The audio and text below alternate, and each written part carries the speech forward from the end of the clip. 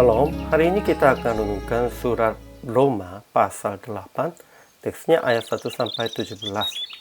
Dan sudah dibagi dua paragraf. Paragraf yang pertama ayat 1-11. Tidak ada penghukuman bagi mereka yang ada di dalam Kristus Yesus, sebab Law-Nya memerdekakan kita dalam Kristus dari hukum dosa dan hukum maut. Jadi, keinginan daging adalah maut, tetapi keinginan roh adalah hidup dan damai sejahtera. Paragraf yang kedua ayat 12-17. Jadi, kita adalah orang berhutang, juga adalah ahli waris bersama-sama dengan Kristus, sehingga kita menderita bersama-sama dengan Dia, supaya kita juga dipermuliakan bersama-sama dengan Dia. Kesimpulannya, orang-orang di bawah hukum Taurat tentu dapat penghukuman berdasarkan Taurat.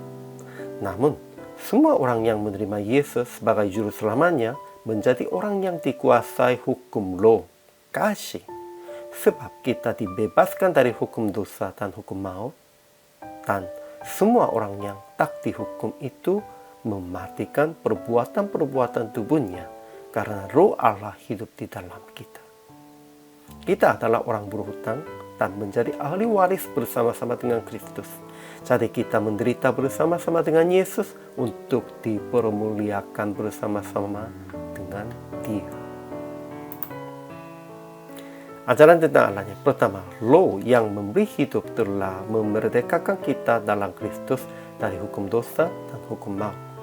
Law-Nya yang telah membangkitkan Yesus dari antara orang mati diam di dalam kita, maka Ia akan menghidupkan juga tubuh kita dan fana itu oleh Law-Nya yang diam di dalam kita.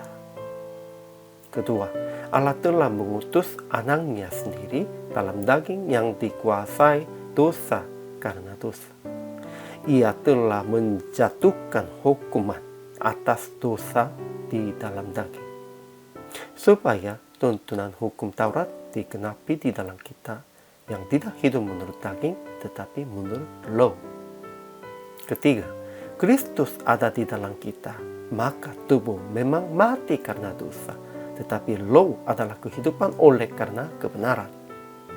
Keempat, pada saat kita berseru ya apa, ya Bapa, Law itu bersaksi bersama-sama dengan Law kita bahwa kita adalah anak-anak Allah. Ajaran tentang manusianya. Pertama, tidak ada penghukuman bagi mereka yang ada di dalam Kristus Yesus, sebab Law memerdekakan mereka dalam Kristus. Kedua, mereka yang hidup menurut daging memikirkan hal-hal yang dari daging. Mereka yang hidup menurut Law memikirkan hal-hal yang dari Law. Karena keinginan daging adalah maut, tetapi keinginan Law adalah hidup dan damai sejahtera.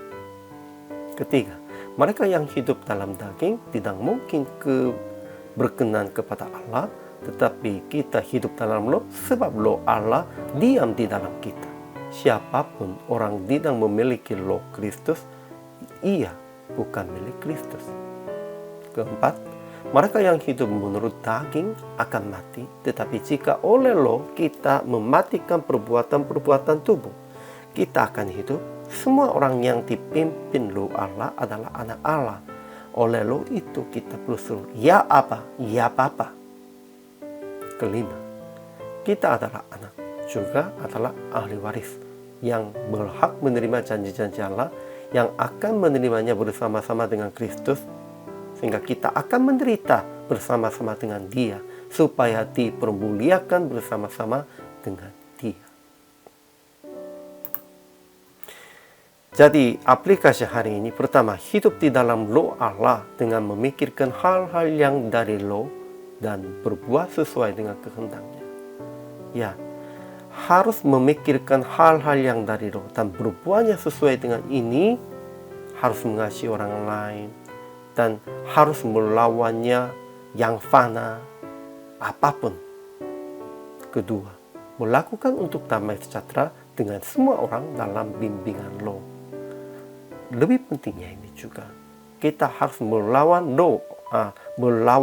iblisnya, sehingga daripada pertengkaran, daripada melawan orang, harus kita usahakan damai sejahteranya.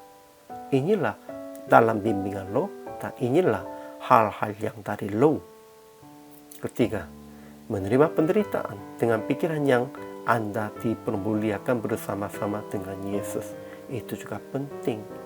Ada banyak penderitaan karena kita menjadi hamba Tuhan, karena kita menjadi anak Allah.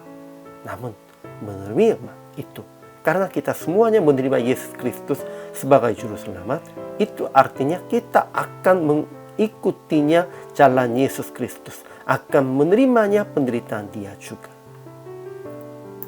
Sehingga PR praktik hari ini, janganlah menghakimi orang lain dengan pikiran Anda.